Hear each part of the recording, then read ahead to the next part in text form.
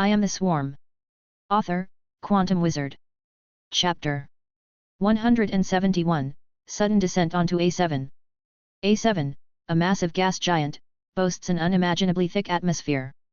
Its rapid rotation causes immense centrifugal forces to fling equatorial material outward, only to be held in place by the planet's tremendous gravity. This results in A7's unusual oblate shape, rarely seen among celestial bodies. The planet emits an extraordinarily strong magnetic field, with its atmosphere perpetually roiled by enormous superstorms. On the Genesis planet, such a storm would spell extinction for entire ecosystems, yet on A7, it is merely routine. Due to limited understanding of gas giants, Luo Wen wasn't even sure if A7 had water resources, let alone a rocky core. Thus, he was uncertain about the feasibility of landing on it. The vanguard of the swarm meteor cluster, spore capsules, had begun interacting with A7. Originally decelerated to a speed of 1 km per second, they experienced a slight acceleration under the planet's immense gravitational pull. The leading spore capsule, equipped with cutting-edge propulsion, met disaster as soon as it entered A7's atmosphere. The atmosphere turned out to contain abundant hydrogen. Upon contact, the high-temperature energy emitted by the spore capsule ignited the hydrogen. Fortunately, for reasons unknown, the explosion was not large. It left behind a puff of steam and slightly veered the spore capsule off course. However, the resulting blast significantly reduced the capsule's speed, prompting Luo Wen to order its propulsion system to shut down and rely on inertia alone. A team of intelligent entities swiftly analyzed the cause of the explosion. The experts gathered for this mission, though limited in data, pooled their insights to propose a plausible explanation. A7's atmosphere, while rich in hydrogen, contains no oxygen. However, the energy jets from the spore capsule carried trace amounts of unreacted oxygen from its reaction chamber. Upon release, this residual oxygen reacted with the surrounding hydrogen, causing an explosion. The explosion consumed the available oxygen instantly, producing steam as the byproduct. This explained why, despite the hydrogen-rich environment, there was no large-scale detonation around the capsule. The seemingly endless clouds swallowed the spore capsule, which descended over 200 kilometers within minutes. The environment grew increasingly hostile. Despite facing the sun, the thick clouds blocked all light. The temperature plunged below -100 degrees Celsius. Without oxygen, no frost formed on the capsule's surface. Inside the spore capsule, the fungal carpet seeds and queen brood eggs endured the cold through dormancy. However, they were bombarded by unprecedented levels of intense radiation. Even the radiation-resistant outer shell of the capsule began to degrade. Without a magnetic shielding system, the spore capsule's integrity was rapidly failing. If the shell broke, the seeds and eggs inside would lose viability in no time. Immediate action was necessary. The fungal carpet seeds needed to be planted to generate magnetic shielding, but the infinite cloud layers offered no place to take root. The fungal carpet couldn't grow mid-air. A7's rapid rotation also meant extreme winds. Around the spore capsule, wind speeds exceeded 500 km per hour, swirling with vortices. The high-speed clouds clashed, creating awe-inspiring electrical storms. Lightning bolts, tens of meters thick, slashed through the atmosphere. Compared to this, the phrase "thin as lightning" became an ironic joke. These flashes illuminated the dense clouds in eerie bursts, projecting a sense of cosmic dread that chilled the group sharing the capsule's vision. The storm drastically slowed the capsule's descent but simultaneously tore at its outer shell. Descending another 100 kilometers, the atmospheric pressure soared. The shell, already strained by the storm, began to crumble. Fortunately, the spore capsule's internal structure excelled at withstanding such pressures. As it continued to fall, the pressure eventually rivaled the depths of Genesis planet's deepest oceans. Strangely, the temperature rose above freezing. However, this offered little comfort. The storm's fleeting lightning revealed only more clouds, with no land in sight. As time passed, the capsule descended further. Temperatures climbed rapidly, exceeding hundreds of degrees Celsius. The thickened atmosphere became almost viscous, resembling a turbulent liquid. Under the dual effects of the superstorm and dense air, the spore capsule's descent halted. The atmospheric pressure far surpassed that of Genesis planet's deep-sea depths. The dense air acted like a swamp, preventing further descent. Finally, the capsule's shell shattered and vanished. The spore capsule endured for another 10 minutes before succumbing to intense radiation, its signals silenced. The group fell into a stunned silence. Subsequently, the remaining 14 spore capsules, arriving at similar altitudes, also lost contact.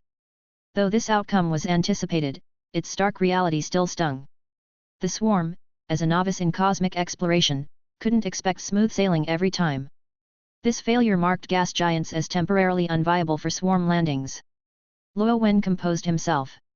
This setback was insignificant in the grand scheme. The teams, having labored tirelessly for days, took a brief respite while brainstorming solutions for conquering A7's challenges. Despite the pause, the group remained intact. Over the next year, dozens more meteors would reach A7's moons, albeit at a slower pace. The plan was to establish numerous observation posts on these moons, gathering comprehensive data essential for knowing one's enemy to secure victory. If no viable solutions emerged, Luo Wen had a bold backup plan: launch a brood nest into orbit around A7. It would continually regenerate a new body and attempt endless descents onto A7 until the planet yielded. Chapter 172, Unknown Life Form. Time flew by. Although the attempt to land on A7 was unsuccessful, the missions on its many moons, excluding the A7B5 satellite, were all executed smoothly. Dozens of swarm bases were established, and many smaller moons were now shrouded in the characteristic purplish-gray fungal carpet. Even the landing operation on A7B5 was technically a success, though it encountered a small but unexpected incident during the descent and subsequent development. The spore capsule, during its descent, was attacked by an unknown life form. This brought Luo Wen immense excitement. His genetic database hadn't been updated in a long time. A7B5, the fifth satellite of A7, was the largest among its moons. Though it was A7's subordinate, its sheer size and mass made it a behemoth.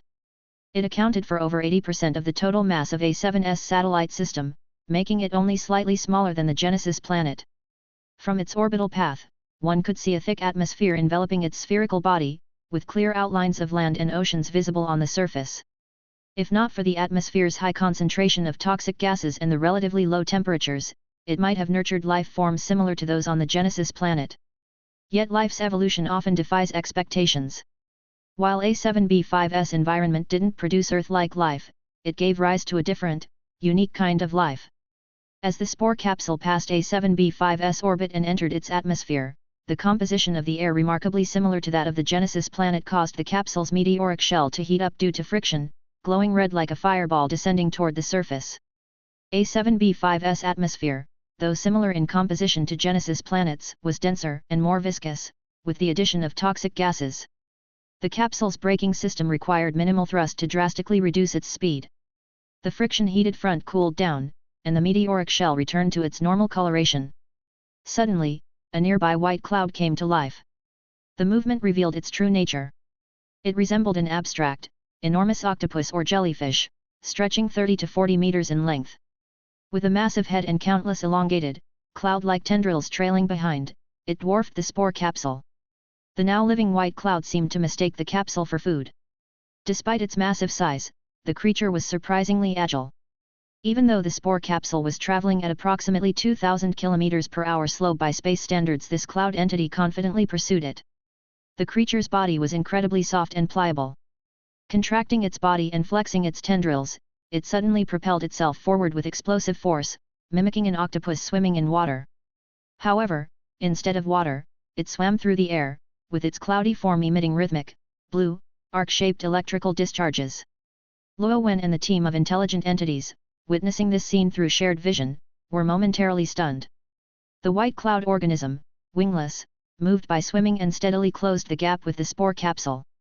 Its seemingly fluffy, cloud-like form showed no signs of dispersing, even at such high speeds. Its enormous head resembled a giant cotton candy puff, accented by the glow of blue electrical arcs, an endearing sight from afar. However, as it neared and its immense size became apparent, the sense of oppression erased any semblance of cuteness. Nature often provides examples of such phenomena. A pet pig can be adorable, but a wild boar is terrifying. Similarly, tiny insects might be charming, but larger ones are horrifying. The cute giant took no time to demonstrate its true nature. It made no attempt to slow down, relying on its speed advantage as it streaked past the spore capsule, its dozens of glowing tendrils coiling toward the capsule's meteoric shell. Strangely, the cloud-like tendrils, appearing weightless and insubstantial, adhered to the shell. The creature abruptly halted, tightening its tendrils as blue arcs intensified in brilliance. However, it had clearly overestimated its strength. The capsule barely decelerated before breaking free and continuing its descent. As it disentangled itself, several tendrils were torn off, spilling transparent fluid. These severed tendrils vanished in an instant, their destination unknown. The white cloud emitted a silent roar, its entire body glowing brighter with electrical arcs, accompanied by a faint hum. It surged forward again, catching up to the spore capsule within moments and entangling it once more. The process repeated, the creature halted, the tendrils tightened, and then they were ripped apart. However, this time, the capsule's speed dropped more significantly, reducing its velocity to approximately 1,500 km per hour. The creature's repeated attempts had cut the capsule's speed nearly in half. Luo Wen noted that with the considerable distance remaining to the surface, the likelihood of the cloud entity succeeding in fully stopping the capsule was high. Though its intentions were unclear, the creature's actions were unlikely to be friendly. Luo Wen needed to find a solution before the entity completely subdued the capsule. The team of intelligent entities began a frantic discussion. This novel life form was a first encounter for everyone, and with limited data, their speculations were tentative at best. Time was running out. The white cloud entity was already making a third attempt, preparing to grapple the spore capsule once again. The preliminary hypothesis suggested that the creature was an exceptionally low-density organism, enabling it to navigate air as if it were water. To the entity, the atmosphere was its ocean. The blue arcs emitted from its body likely signified an electromagnetic field, which it used for propulsion. Despite its size and behavior, the spore capsule was almost certainly not a part of its natural diet. Survival couldn't hinge on consuming falling meteors. Chapter 173, Calling for Help. Faced with this situation, the astronomy, astrophysics, and computational experts on hand were at a loss. Perhaps specialists in marine biology and atmospheric studies could offer more informed suggestions. No one had anticipated this scenario. The swarm had landed on numerous planets without detecting any signs of life, yet this single moon concealed living organisms. Luo Wen wasn't even sure if any of the intelligent entities in the swarm were experts in these fields. In the early days, he had overseen the gatekeeping role for new recruits, but as their numbers grew, he had delegated this task to the lookouts. Thankfully, the lookouts maintained detailed records. With a mere thought, Luo Wen connected to the swarm network without delay, accessing the information instantaneously. The lookouts, creations of the brood nest, performed their assigned duties with strict precision. They quickly provided a list of relevant experts and pinpointed their network nodes within the swarm. "Hey, Monty, you're here too." A male ratfolk with grey-white fur looked in surprise at another male ratfolk with black-grey fur seated nearby. "Carlos, I'm an aeronautics designer. Attending a public lecture on aerodynamics isn't unusual for me. But you're studying atmospheric environments, what are you doing here?" Monty scoffed. "This lecture is by Professor Gunna. She's young but exceptionally knowledgeable. While the focus is aerodynamics, she might include some extras. Her last lecture covered atmospheric layering, which is helpful for my field," Carlos said as he casually seated himself beside Monty, humming contentedly. "Ha! You're attending this just for a slim chance of hearing something relevant? You're never this enthusiastic about your core subjects," Monty teased. Carlos retorted, "If I wasn't here for the lecture, why else would I come? Come on, look around. This room's full of male ratfolk. Besides the serious listeners, the rest are clearly here for the same reason. Do I need to spell it out?" Monty sneered. "What's wrong with that? Professor Gunna is only a few years older than us, she's pretty, kind, and brilliant. Why not appreciate her while learning something?" Carlos replied confidently. If Luo Wen were present, he'd undoubtedly be speechless. Gunna, having lived an entire previous life, was old enough to be these ratfolk's grandmother, and then some. He wondered how they'd react upon learning this truth. Should they excel in their fields and uncover the world's true nature, their stunned expressions might be worth witnessing. For reasons unknown, swarm intelligent entities returning to ratfolk society tended to favor young adult bodies. Females typically chose forms around 20 years old, while males preferred 30 to 40 years old. To Luo Wen, apart from their fur colors, they all looked alike. Without the node identity markers, he couldn't distinguish one from another. As the two young ratfolk whispered, a poised female ratfolk entered the classroom, placing her materials on the lectern. She smiled softly at the students and clapped her hands to get their attention. Before she could speak, however, she suddenly collapsed without warning. The previously lively classroom fell silent as if paused. A moment later, the stunned students erupted in chaos, rushing toward the podium. "Call an ambulance. Professor Gunna has fainted. Make way. Don't block the airflow." Amid the clamor, the scene descended into complete disorder. Similar incidents occurred simultaneously across the Ratfolk Empire. Numerous experts in atmospheric and marine studies suddenly lost consciousness. Later, they all regained consciousness at nearly the same time. While some considered the coincidence suspicious, the Empire's higher UPS suppressed any public uproar. Dissenters were swiftly silenced. These individuals, all swarm intelligent entities who had re-entered Ratfolk society, had their consciousness forcibly extracted by Luo Wen and brought into the group dedicated to the A7B5 mission. Summoned by their swarm overlord, these entities felt no resentment, only pride in being chosen. After learning about the situation, they joined the ongoing discussions. Specialists quickly proposed new insights based on their expertise. "Overlord, we hypothesize that since this organism can swim through air like a marine creature in water, it might have a specific adaptive range," one Ratfolk entity suggested. "Go on," Luo Wen prompted. "Just as shallow sea fish cannot survive in deep sea conditions and vice versa, this organism's body is likely adapted to its environment. If it lives in the less dense air of high altitudes, its structure must be extremely lightweight. Denser, low-altitude air could act as an impenetrable barrier, akin to solid rock. If the spore capsule descends further, the organism might be unable to continue its pursuit." Communication through thought was rapid. Despite pulling in reinforcements and having extensive discussions, only a brief amount of time had passed. The spore capsule, under the atmospheric creature's fourth grappling attempt and the increasing viscosity of lower altitude air, had its descent speed reduced to 500 km per hour. One or two more attacks could enable the creature to fully capture and drag away the capsule. If it could maintain pursuit, even landing on the surface wouldn't guarantee safety.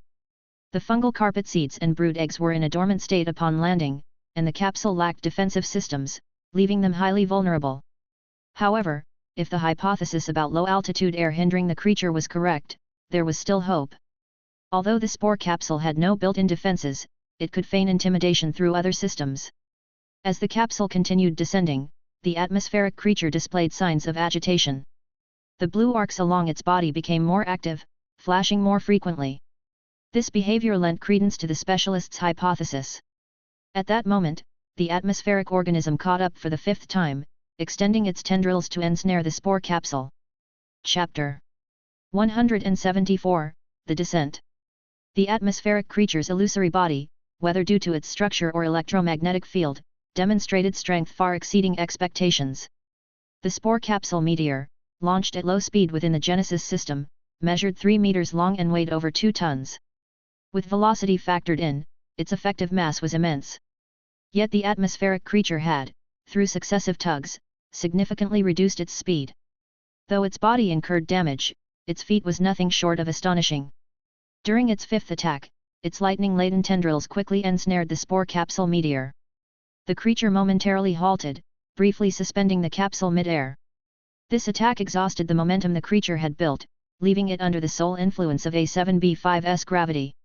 While several tendrils snapped, the creature maintained its grip, aided by more tendrils latching on. The capsule's descent was entirely arrested, and under the creature's pull, it began to ascend. Meanwhile, in the swarm network, Luo Wen and the intelligent entities concluded their discussion. Under Luo Wen's command, the capsule's propulsion system activated. The system rapidly generated hydrogen and oxygen, releasing them in a partially reacted state, along with significant heat, through its exhaust vents. The partially combusted gases continued to ignite as they exited the capsule, creating powerful external explosions. The capsule, covered in exhaust vents, erupted into a fireball as explosions simultaneously detonated around its surface. The explosions scorched and buffeted the atmospheric creature's tendrils. While its tendrils had repeatedly snapped during prior assaults, the sudden intensity of the light and sound startled it. It swiftly retracted its tendrils, even propelling its body upward to distance itself from the capsule. Seizing the opportunity, the spore capsule redirected all combusting gases to its rear vents, using the thrust in conjunction with gravity to accelerate its descent. The explosive feint was a one-time tactic. The capsule's internal systems were too compromised to attempt it again. The vents, while designed to withstand high temperatures, weren't built for explosions. Many were already damaged or clogged from the previous outburst. Another attempt could result in an internal detonation, reducing the capsule to a firework. Moments later, the atmospheric creature seemed to realize it had been duped. Furious, its blue arcs flared to an intensity that painted its entire body electric blue, obscuring the details of its cloud-like structure. It now resembled a 30-meter-long thundercloud avatar, radiating a suffocating aura of menace as it charged toward the capsule. However, the brief delay allowed the capsule to put significant distance between them. As the capsule descended to lower altitudes, the denser air became a barrier. The creature's brilliant arcs intensified, yet its movements grew sluggish, as though trapped in quicksand. Finally, it reached a critical point. The creature's downward momentum abruptly ceased, its body compressing as if colliding with an invisible wall. The hypothesis was correct: denser, lower altitude air acted like solid ground to the atmospheric creature, rendering it incapable of pursuit. Despite repeatedly slamming against the invisible barrier, its body couldn't penetrate. It was akin to a human attempting to dive 2,000 meters underwater without protection, an impossible feat. Frustrated, it could only hover above, its arcs dimming slightly, as though reluctantly bidding farewell to the capsule. The spore capsule hit the ground with an explosive impact, kicking up a cloud of icy debris and sandy dust. The crash formed a radial pattern on the surface, marking its landing.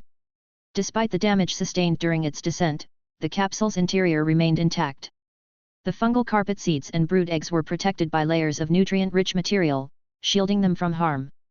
Following standard procedures, the fungal carpet seeds were expelled, taking root and beginning to sprout.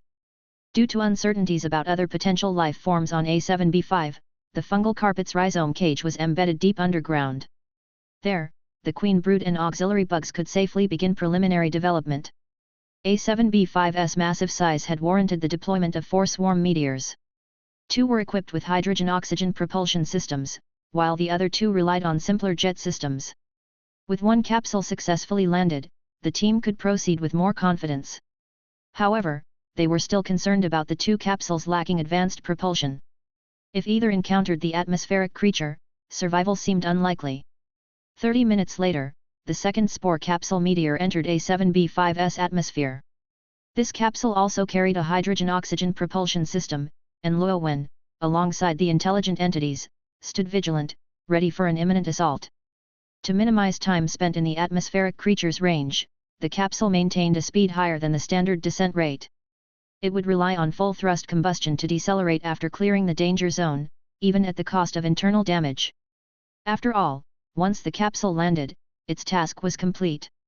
Whether intact or scorched, it would eventually be absorbed into the fungal carpet. Luo Wen doubted the fungal carpet would be particular about taste or texture.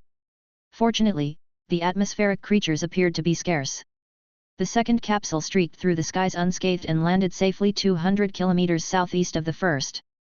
The team breathed a collective sigh of relief and took a brief rest before preparing for the third capsule's entry an hour later.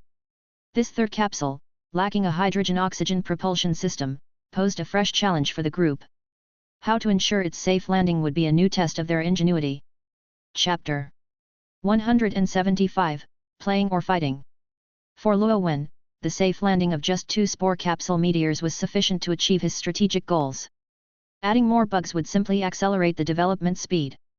As such, even if the remaining 2 spore capsule meteors were destroyed, it wouldn't significantly impact his plans. However, having the spore capsule meteors traverse through regions inhabited by atmospheric organisms presented an excellent opportunity to observe their behavior. Their genetic material held immense research value and should ideally be integrated into the swarm genetic bank to aid the swarm's future evolution. Therefore, Luo Wen was almost hoping the latter 2 spore capsule meteors would encounter atmospheric organisms and provoke their attacks. This would allow him to better study these creatures and develop strategies to hunt them down. The third spore capsule meteor entered the atmosphere. Compared to the hydrogen-oxygen propulsion system, the braking performance of its jet propulsion system was significantly inferior. Despite engaging its jets at full throttle to decelerate, the spore capsule meteor streaked across the sky at astonishing speed. White clouds floated lazily in the sky, utterly indifferent to the fireball streaking past.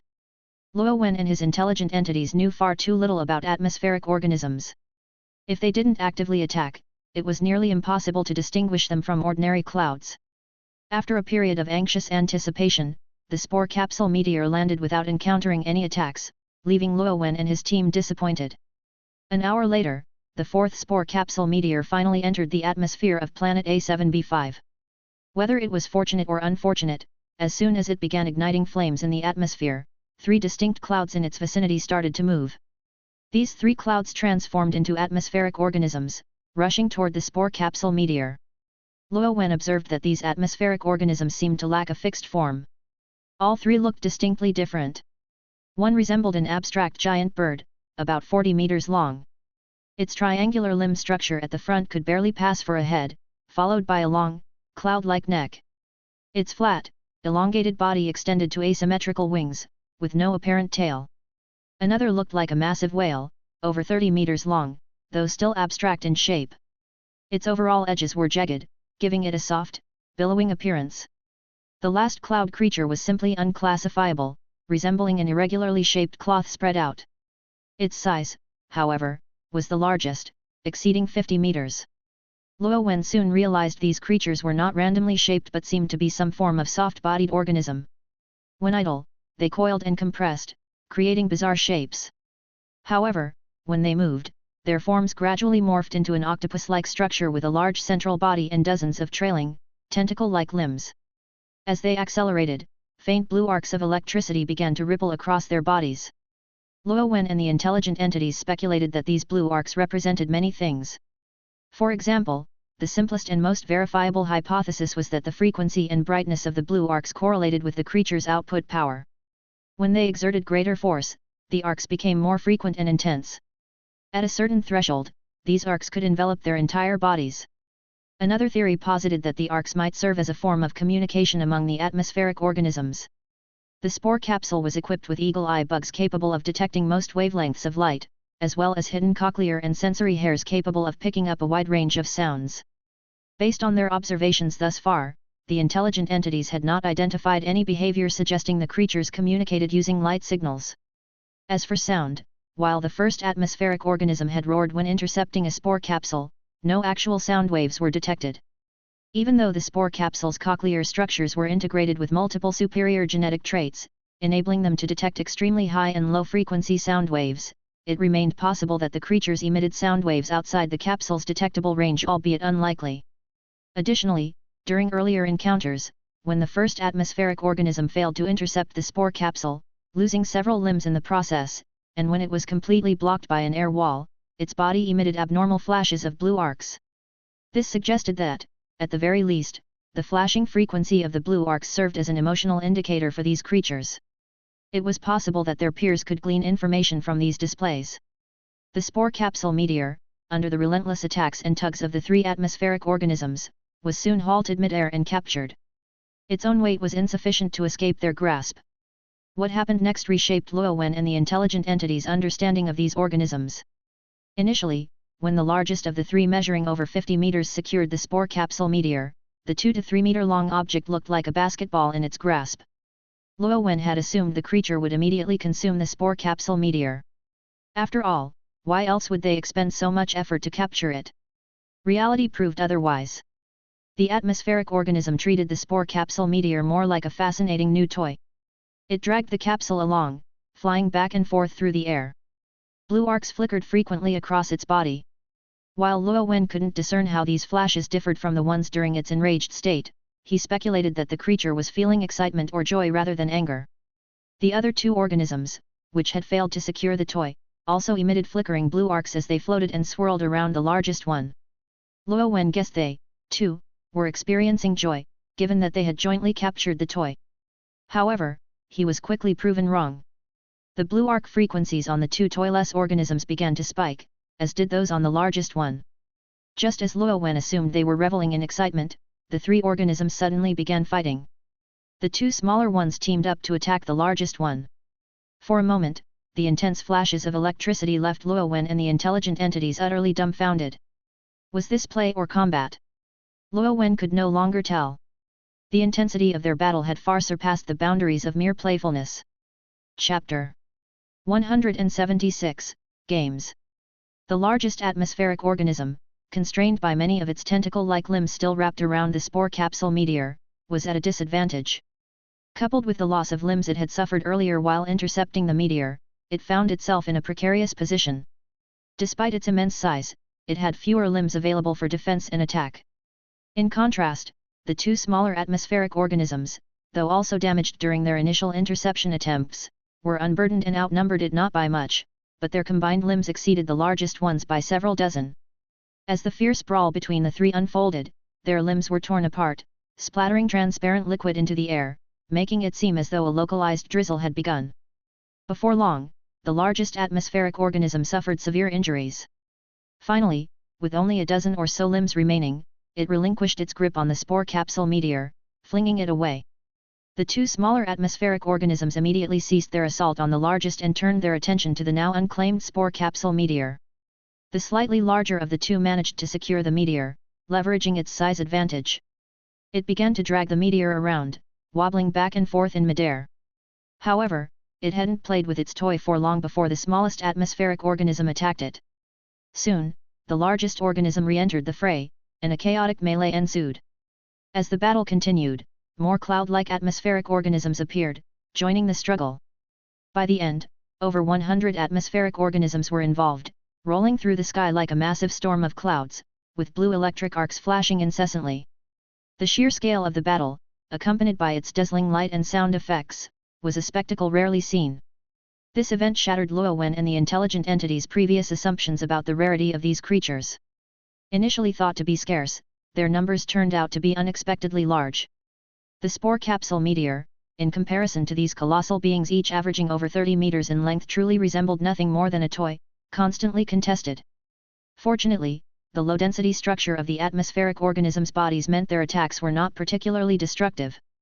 Otherwise, the spore capsule meteor would likely have been crushed long ago. The battle, which Luo Wen expected to last longer, ended surprisingly quickly. In less than an hour, the numerous atmospheric organisms had exhausted their interest. While the time was short, many organisms suffered severe injuries, with some reduced to just 2 remaining limbs. Yet, the wounds didn't appear as critical as they seemed.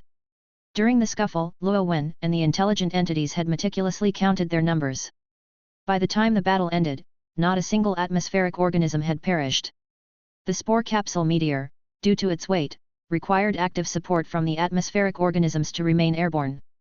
Through their continuous observation, Luo Wen and his team deduced that these creatures could float effortlessly in the sky, much like genuine clouds, solely due to their ultra-low-density bodies. However, when they held onto the spore capsule meteor, their natural buoyancy was insufficient, and they had to rely on an unknown electromagnetic mechanism to maintain altitude. Sustained use of this mechanism seemed to be a burden for them. Perhaps now, having tired themselves out in their competitive play, not one of the atmospheric organisms was willing to take responsibility for keeping the toy. Thus, the spore capsule meteor was abandoned. The once fiercely contested object was now discarded like an insignificant roadside pebble. The abandoned meteor streaked through the sky, covered in a layer of unidentified liquid, and plummeted toward the ground.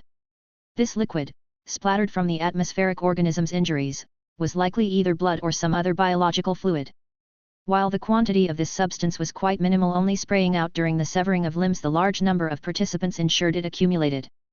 Positioned at the epicenter of the scuffle, the spore capsule meteor ended up thoroughly coated. For Luo Wen, this was an immense waste. If his main body had been present, he would have likely licked the meteor clean, collecting the genetic secrets hidden within these fluids for integration into the swarm gene bank. Unfortunately, Luo Wen's main body was countless miles away, far too distant to reach the meteor in time. Thankfully, with so many living atmospheric organisms still present, genetic material was hardly in short supply.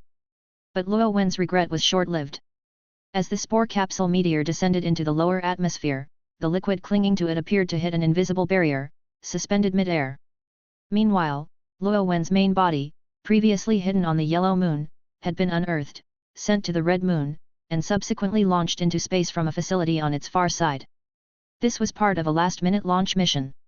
Missing the optimal launch window meant that waiting for the next opportunity would require 7 to 8 years, in addition to more than 2 years of travel. Impatient, Luo Wen ordered the swarm's intelligent entities to recalculate trajectories, factoring in the rotational and orbital data of planet A7, the Genesis planet, satellite A7b5, and the Red Moon. A longer yet faster route was chosen, requiring approximately 5 years of travel through space, currently the shortest available option. The perception of time in space vastly differed from that on planets. On a planet, a journey spanning several days might be considered long. In space, even modest distances were measured in years. Being a long-lived species, Luo Wen no longer felt strongly about time. Reflecting on past events on the Genesis planet, he experienced a heavenly day, earthly year sensation. On the Genesis planet, Luo Wen had lost interest in the rat folk civilization. After Sarah's nephew ascended to power, he initially worried about her reclaiming authority.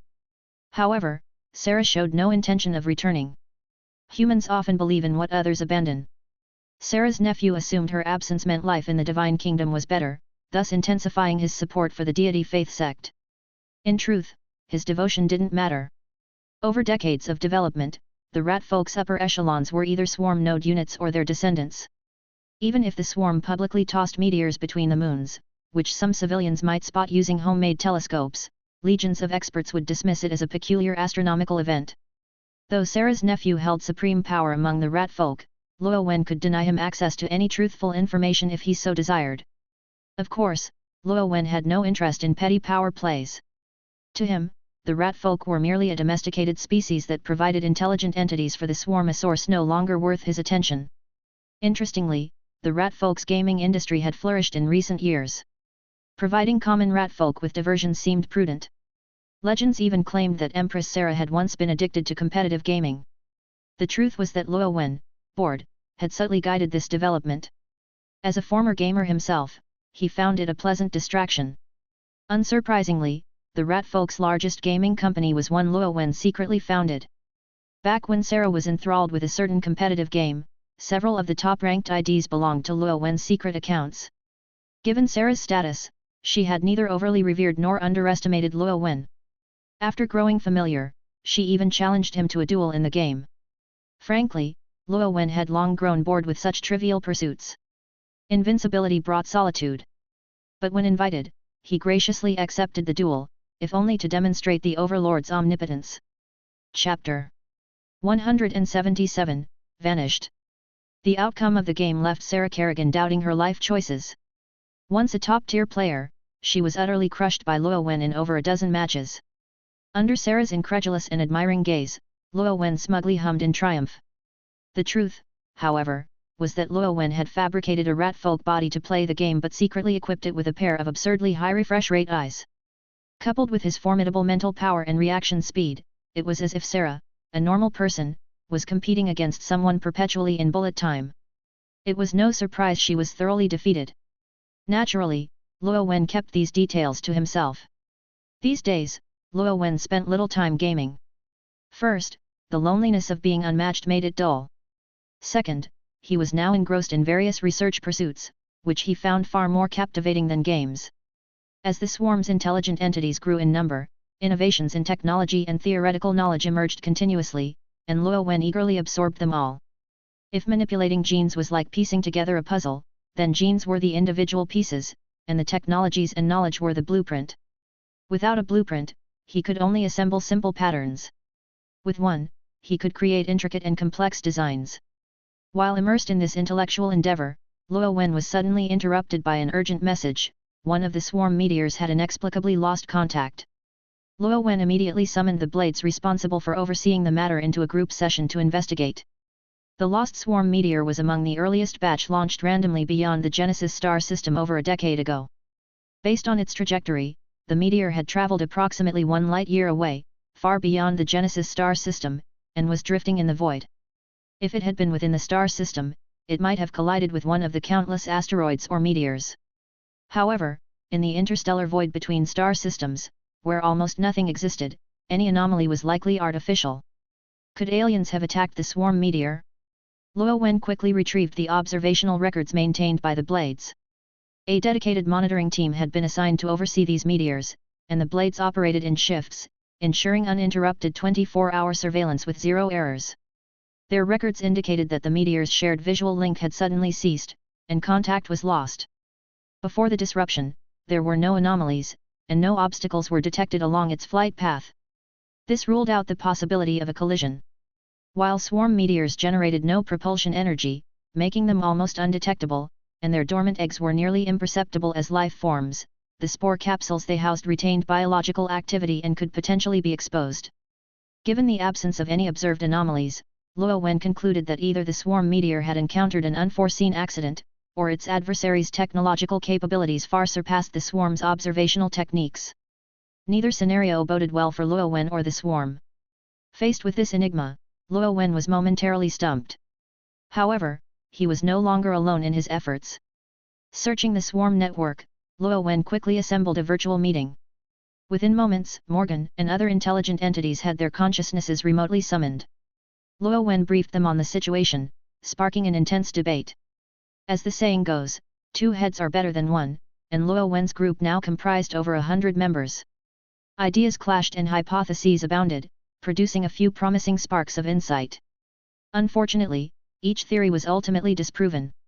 The situation grew increasingly dire. The unknown was always the most terrifying, and whatever entity disrupted the swarm meteor seemed far from friendly. As a precaution, Luo Wen ordered all swarm bases on colonized planets to retreat underground, ceasing all surface activity. Even the launch platforms on the red and yellow moons were dismantled and absorbed into the fungal carpet, leaving no trace. Days turned into weeks, but the discussions yielded no substantial breakthroughs. Then, without warning, another swarm meteor vanished. Curiously, the second missing meteor was not near the first. The two were almost in opposite directions, separated by several light years. This was peculiar. While it was conceivable for a civilization to traverse such distances in days, the missing meteors were surrounded by hundreds of other swarm meteors, particularly those heading toward the nearest star system. Why were these 2 specific meteors singled out?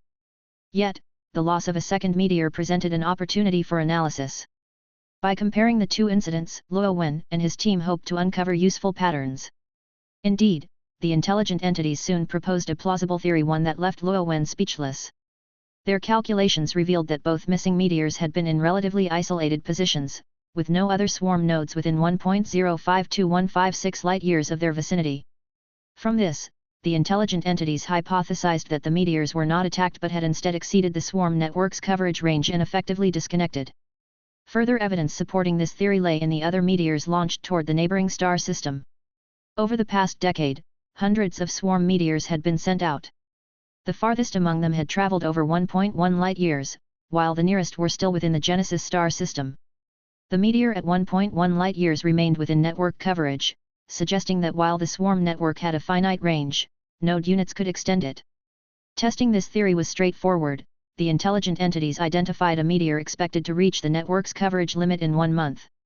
It, too, would have no nearby nodes within 1.052156 light-years. The waiting game began, with anticipation mounting as the days crept by. Chapter 178, 5 years. A month later, as everyone monitored it intently, the swarm meteor in question suddenly lost contact exactly as the previous 2 had. It became clear that the hypothesis was correct. Having spent nearly 2 months in suspense, Luo Wen found himself both relieved and bemused. The swarm network had always exhibited overwhelming capabilities since Luo Wen discovered it upon waking. He suspected it hadn't been this powerful initially. Rather, during his extended slumber, its duration still a mystery, the network had grown to its current strength.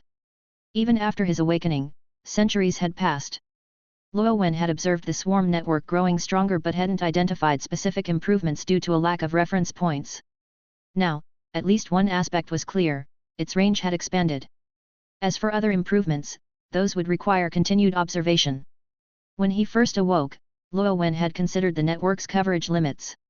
However, as the swarm's exploration area grew, the network never encountered any such issues. The breakthrough came when the swarm developed the storm god. This greatly accelerated exploration efforts, and soon, the Genesis planet was teeming with swarm units. Even at that stage, the swarm network showed no signs of range limitations. Following the lunar expedition and colonization of other planets, the issue faded from Luo Wen's mind until now. Fortunately, for the modern swarm, this problem was manageable. Developing a new bug species to act as stationary relays in key locations could easily resolve it. Moreover, the swarm network's capabilities continued to grow. Given Luo Wen's now immortal lifespan, it was only a matter of time before he could extend the network's signal to cover the entire universe without relying on relays. 2 months later, the loss of a fourth swarm meteor confirmed the hypothesis. Though the scare had been unnerving, Luo Wen acknowledged that the swarm was not yet equipped to face such advanced adversaries. A false alarm was, perhaps, the best possible outcome. 6 months later, after confirming it was indeed a false alarm, swarm colonies resumed normal activities. On the far side of the Red Moon, meteor launchers were reassembled, and operations restarted. Over the following months, the swarm launched dozens of new meteors toward the locations of the lost ones, hoping to re-establish connection. However, this was unlikely to succeed. The swarm's launch technology had not advanced in recent years, meaning the newly launched meteors traveled at similar speeds to the lost ones. Given that the new meteors were launched nearly a year later, the distance gap between them was insurmountable. If the lost meteors didn't stop, the new ones would never catch up. If they had stopped, their situation was undoubtedly dire. The dormant eggs within the meteors required Luo Wen's remote activation to awaken, and without it, they would remain in stasis indefinitely. While the spore capsules themselves were active, they lacked the adaptability to respond effectively without oversight from Luo Wen or the intelligent entities. If they encountered celestial bodies, collision was inevitable. Their sole hope of survival lay in drifting through the void, avoiding obstacles and waiting for the swarm's navigation technology to improve enough for faster units to reach and reconnect them. Time flew by, and 5 years passed in the blink of an eye. Luo Wen's spore capsule meteor was nearing satellite A7B5, ready for descent. The massive A7 planet remained as turbulent as ever. Its extreme rotational speed fueled superstorms visible even from deep space. Meanwhile, satellite B5 was emerging from A7's shadow and rotating into view. In 5 days, Luo Wen's meteor would enter its atmosphere. The monotony of stargazing in space was mitigated by Luo Wen's ability to multitask via the swarm network. While engrossed in forum discussions, Luo Wen received a Blades alert. His meteor was about to enter B5's atmosphere. He sprang into action, assembling a large group for tight monitoring and coordinated oversight of the upcoming descent. Satellite A7B5's geography bore some resemblance to the Genesis planet. However, its lower temperatures meant its liquid oceans were encased in thick ice. Frozen seas enveloped 1 large and 2 smaller continents, with scattered islands dotting their peripheries. During the initial deployment, the swarm had launched 4 brood queens onto A7B5. To minimize risks, all were sent to the largest continent. While spore capsules could establish bases even in the ocean, the unfamiliar environment had prompted caution. Concerns about hidden marine life led to the decision to land all capsules on land. If attacked, the units could still be observed by others on nearby satellites. In the ocean, such monitoring would have been difficult. Ironically, the initial threats had come from the sky. Thankfully, whether by luck or after minor playful interference, all 4 capsules landed safely on solid ground. Over the next 5 years, the swarm developed cautiously.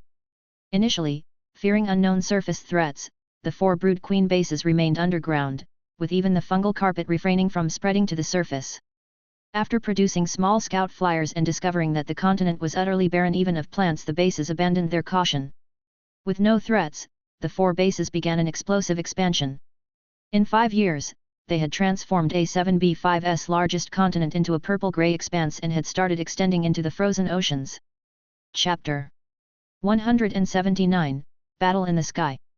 Through the fungal carpet and various swarm units, simple reconnaissance and contact in the ocean revealed no signs of life in the waters.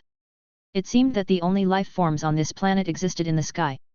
Over the past 5 years, the swarm's repeated probes confirmed that these atmospheric organisms could only survive at high altitudes and were incapable of descending to lower elevations. However, in the skies, these atmospheric organisms held several advantages. In terms of size, speed, strength, and attack methods, they surpassed the swarm's aerial units in every aspect. As a result, over these years, the swarm and the atmospheric organisms kept to their respective domains. The atmospheric organisms disguised themselves as clouds in the sky, while the swarm focused on developing on the ground. Before Luo Wen arrived, the swarm had no need to engage in battles on an unfavorable battlefield. That said, they weren't entirely idle. Within the swarm network, a specialized blade team was tasked with 24/7 surveillance using the insects and fungal carpets spread across A7B5. Although atmospheric organisms could mimic clouds, remaining motionless for months or even years, the swarm managed to track some of them through subtle clues. This time, the spore capsule meteor carrying Luowen deliberately chose a route teeming with atmospheric organisms. If the meteor were to be toyed with again, leaving behind plenty of translucent bodily fluids as before, Luowen could simply lick his fill and easily complete his mission. To attract the attention of the atmospheric organisms, the spore capsule meteor did not reduce its speed to a safe level. Instead, it streaked through the atmosphere at high speed, igniting a trail of fire. Unfortunately, things didn't go as planned. The spore capsule meteor carrying Luowen streaked brazenly through the sky, glowing red and passing by white clouds, more than half of which were camouflaged atmospheric organisms. Yet, even as the meteor hit the ground and Luowen climbed out of the capsule looking puzzled, no attack came. Had the atmospheric organisms gone dormant? Luowen and the intelligent entities pondered for a long time but couldn't figure out a concrete reason due to insufficient information. It didn't matter, though. If Plan A failed, there was always Plan B. Over 5 years, the 4 brood queens, along with the energy accumulated by the fungal carpet sprawling across the entire continent, had been working on far more than just monitoring and identifying atmospheric organisms. Suddenly, the boundless purple-gray fungal carpet split open, revealing hidden underground passages. One by one, massive storm gods crawled out of the tunnels. Their numbers reached tens of thousands, packed densely together. Once they emerged onto the surface, the storm gods stretched their long dormant bodies, stiff from prolonged hibernation. With a powerful push of their forelimbs against the ground, their wings began to flap, propelling them toward Luowen's location. These tens of thousands of storm gods represented only a portion of the results achieved by the 4 swarm bases over the past 5 years. Thanks to the lower gravity of A7b5 compared to the Genesis planet, the same templates allowed for larger constructs on this planet. Compared to their counterparts on the Genesis planet, these storm gods were larger, with wingspans exceeding 20 meters.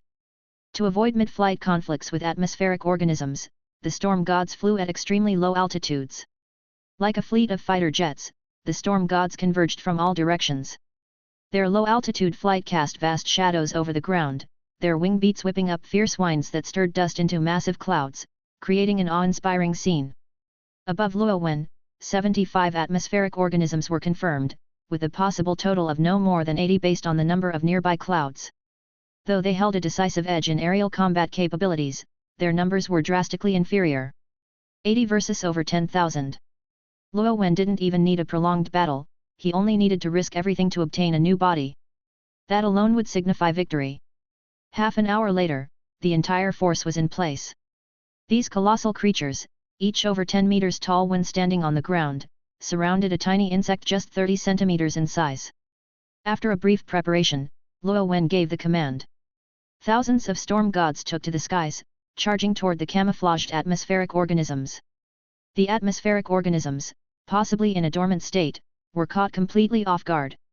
Nearly half of them were torn apart by the overwhelming numbers of storm gods before they could retaliate. From the swarm meteor's previous encounters with atmospheric organisms, it was clear that while the composition of their bodies remained unknown, they were still destructible.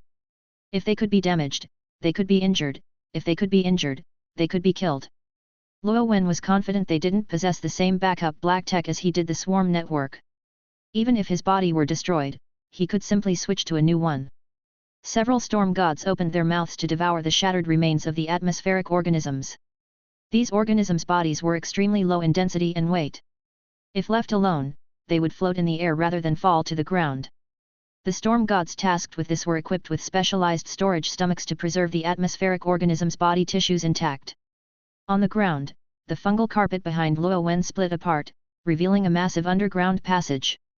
Luowen entered it first, his mission accomplished and no longer interested in the ongoing battle.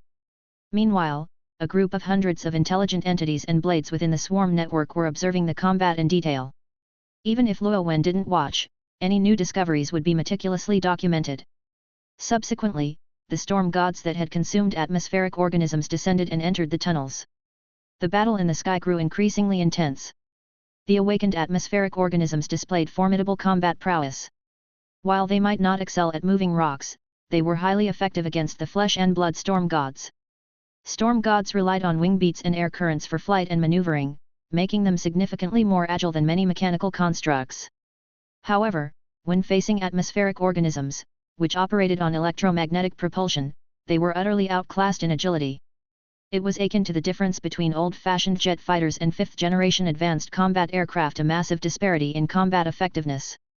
For instance, the Storm God's gliding speed was barely over 100 km per hour.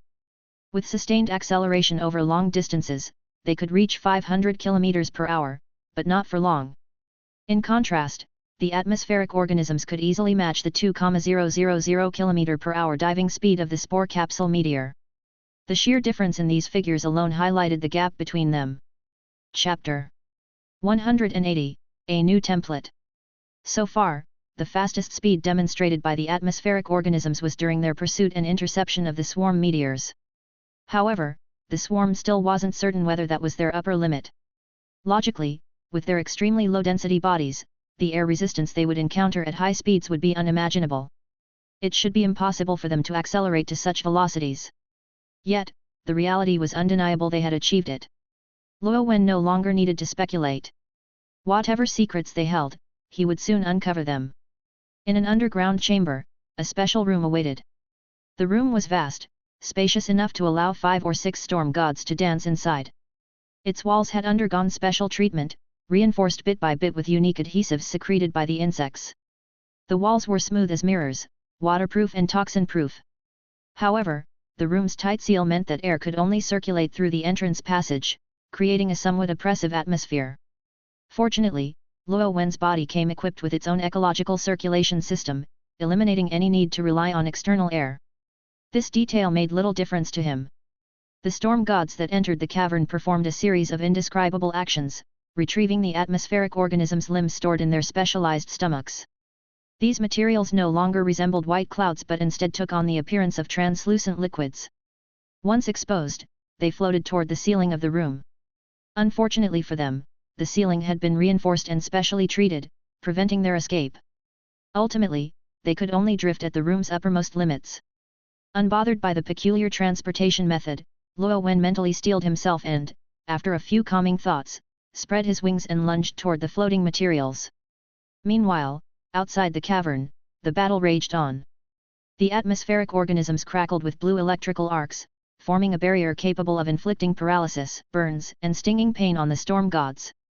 Thankfully, the storm gods were massive and protected by their own magnetic shields. Even when briefly paralyzed, they quickly recovered, avoiding non-combat casualties. The atmospheric organisms wielded dozens of long, powerful tendrils capable of gripping and pulling down swarm meteors. Though many tendrils were torn off in the process, they successfully halted the spore capsule meteors. This alone highlighted their incredible strength. Once entangled, it was nearly impossible for a storm god to break free through brute force, especially with the tendrils conducting electricity. Charred storm god bodies continually plummeted from the sky, landing on the purple-gray fungal carpet below. After half an hour, over 1,000 storm gods had perished, their corpses forming a thick layer on the ground. This, however, was inconsequential. The first massive bodies to fall had already begun sinking into the fungal carpet. These storm gods were disposable creations designed specifically for this battle. Once it ended, the swarm's aerial forces were slated for an extensive upgrade. These outdated models would lose their value. Even if they survived, they would likely be recycled or sent to confront atmospheric organisms in other regions. As such, even if the entire fleet of over 10,000 storm gods were wiped out in this battle, Luo Wen wouldn't be distressed. Still, the storm god template, derived from a dominant aerial species of another planet, wasn't without merit. After losing over 1,000 of their own, the storm gods had inflicted heavy losses on the atmospheric organisms, reducing their numbers to just over a dozen. Despite their superior attributes, the atmospheric organisms were critically outnumbered and lacked endurance. In combat mode, their bodies glowed with flickering blue arcs, a state that placed enormous strain on them. The energy expenditure of this mode was unsustainable. After such a prolonged fight, the few remaining atmospheric organisms had dimmed significantly. As the blue arcs faded, their speed, strength, and other attributes diminished drastically. In mere moments, they were torn apart by the storm gods. It became clear that the atmospheric organisms hadn't stopped playing with the spore capsule meteors earlier because they had lost interest. They had simply run out of energy. With the battle concluded, the surviving storm gods descended to the ground, briefly replenishing themselves from the surrounding fungal carpet before taking flight again in search of new missions. Their numbers were still substantial. Rather than recycling them immediately, it was better to let them make further contributions. In an instant, the once chaotic battlefield fell silent. The towering piles of corpses had gradually disappeared, revealing the purple-grey fungal carpet below. Deeper underground, a cocoon measuring several dozen centimeters lay quietly. Having transferred to the swarm network, Luo Wen uploaded the genetic material of the atmospheric organisms the moment his body had analyzed it. The yellow moon brood nest, hidden on the far side of the red moon, downloaded the data. 10 days later, a massive atmospheric organism, 5 or 6 meters long, emerged on the red moon. Joint research between Luo Wen and numerous intelligent entities revealed that the atmospheric organism's body structures were primarily composed of a low-density aerogel-like material. This material weighed only 0.15 mg per cubic centimeter, making it significantly lighter than air. As a result, these creatures could float effortlessly and swim through the air like fish. Although atmospheric organisms appeared white like clouds, they were closer to being transparent. Their higher refractive index compared to air prevented them from becoming invisible.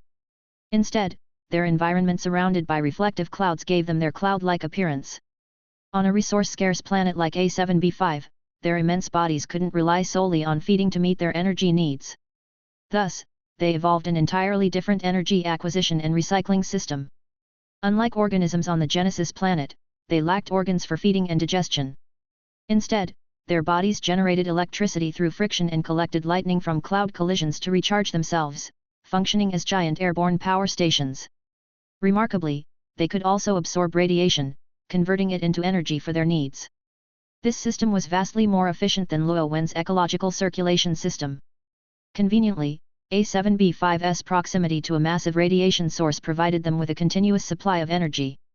The 15 swarm meteors that initially invaded the A7 planetary system succumbed to the overwhelming radiation, their protective spore capsule shells penetrated, and the insect eggs and fungal carpet seeds inside perished.